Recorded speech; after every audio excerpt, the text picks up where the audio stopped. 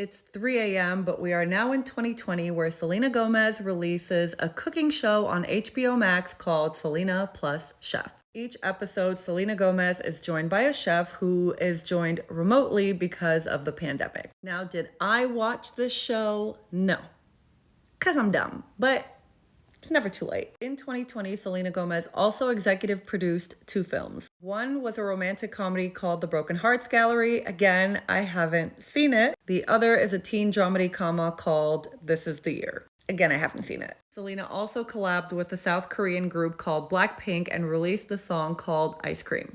Selena was also named by Time as one of the 100 most influential people in the world.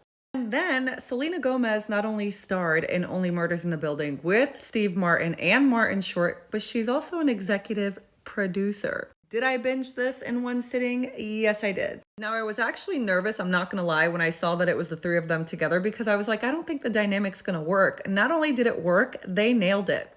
Perfection. Selena also talked about the fact that she liked playing a character that matched her current age, whereas with Disney, she signed her life away and she didn't know what she was doing. Because of this show, Selena Gomez was nominated for Critics' Choice Television Award, Golden Globe Award, 2 times for the Satellite Award for Best Actress in a Comedy Series, and 2 times for the Screen Actors Guild Award for Outstanding Performance by an Ensemble in a Comedy Series. She won 2 People's Choice Awards, and at the 74th Primetime Emmy Awards, she was nominated as a producer for Outstanding Comedy Series, marking only the 3rd time a Latina has ever been among the producing nominees for comedy series in the awards history. This I did not know. Several journalists expressed disappointment over her failure to receive an Emmy nomination for Outstanding Lead Actress in a Comedy Series, which I would agree. Her co-stars even released a statement saying, "We're a little dismayed that Selena didn't get nominated because she's so crucial to the trio, to the show.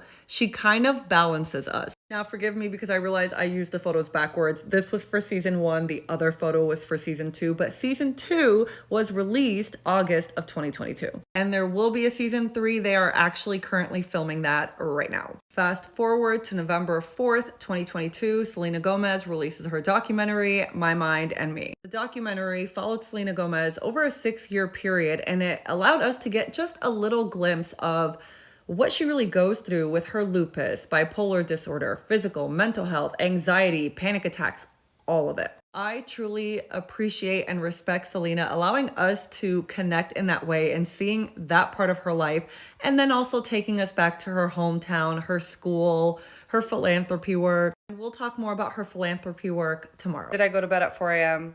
Yes. Am I incredibly exhausted? Yes. Did a big chunk of part 8 get deleted in the mix of me trying to post and quickly run off to bed? Yes. So here's part 9.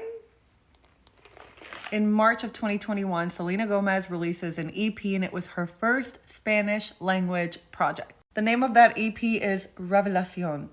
I'm saying that horribly. I know it. It debuted at number 22, and it shifted about 23,000 in album units on its first week, and it was the biggest first week sales of a Latin album by a female since Shakira's 2017 album, El Dorado. The album was also nominated for the Best Latin Pop Album at the 64th Annual Grammy Awards. And in terms of styling, I have to say this is probably my favorite out of all of Selena's looks from her music videos. I'm a sucker for flowers, fairies, all of that spring vibes. Like, this is just stunning. Fast forward to May 14th, 2022, and Selena Gomez is hosting SNL for the first time. And on December of 2022, her co-stars Steve Martin and Martin Short were the hosts of SNL, so of course, naturally, she had a cameo. Now, I know Rare Beauty happened before her EP and before SNL, but I figured it would be a great way to segue into her philanthropy work. On February 4th, 2020, Selena surprised everybody when she announced that she was coming out with her beauty brand, Rare Beauty. Selena talked about how she had been working on the brand for 2 years, looking for the right partners and building her team of 28 people. When she spoke on Rare Beauty, she said, "It isn't about how other people see you, it's about how you see yourself. I want us all to stop comparing ourselves to each other and start embracing our own uniqueness. She continues with, beauty doesn't have to be defined by a like or a comment or your body.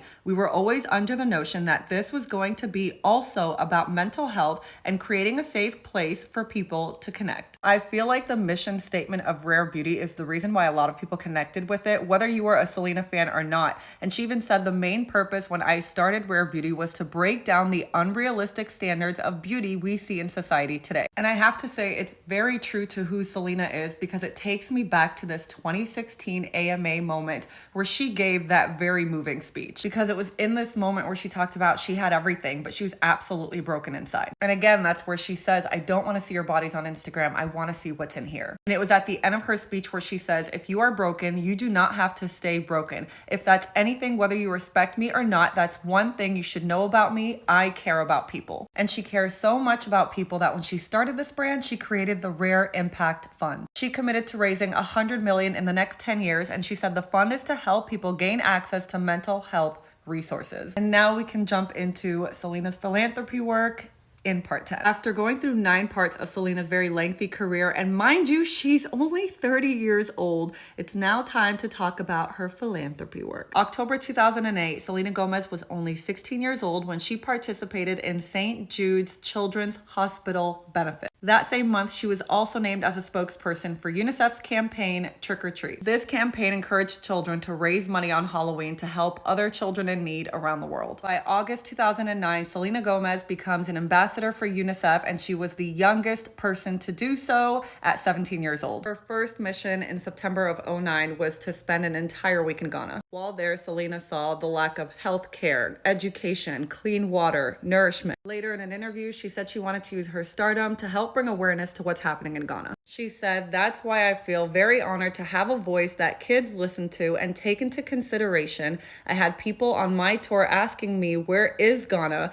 And they Googled it. And because I went there, they now know where Ghana is. After raising over $700,000 for the UNICEF's Trick or Treat campaign in 2008, she was named as a spokesperson for that same campaign the following year in 2009. In 2011, Selena Gomez travels to Chile with UNICEF for a program called Programa Puente. This program helped families better understand and develop skills to deal with early childhood education, development, and other issues related to raising children. Selena had said UNICEF is helping Chilean families get out of poverty, prevent violence within the home, and promote education. To witness firsthand these families' struggles and also their hope and perseverance was truly inspiring. By January 2012, Selena Gomez holds her second charity concert and raises over $200,000 for UNICEF. That money was to help children around the world with life-saving therapeutic foods, medicines, clean water, education, and immunization. Fast forward to 2014, Selena Gomez then goes to Nepal to help raise awareness for children in need. In 2008, Selena also got involved in the Your Votes Count campaign. This campaign was to urge teenagers to learn more about the 2008 presidential campaign between Obama and McCain. In 2009, she also became an ambassador for Do Something, which helped dogs in Puerto Rico. She said, we are spending the day feeding puppies, washing them, and hanging out with them.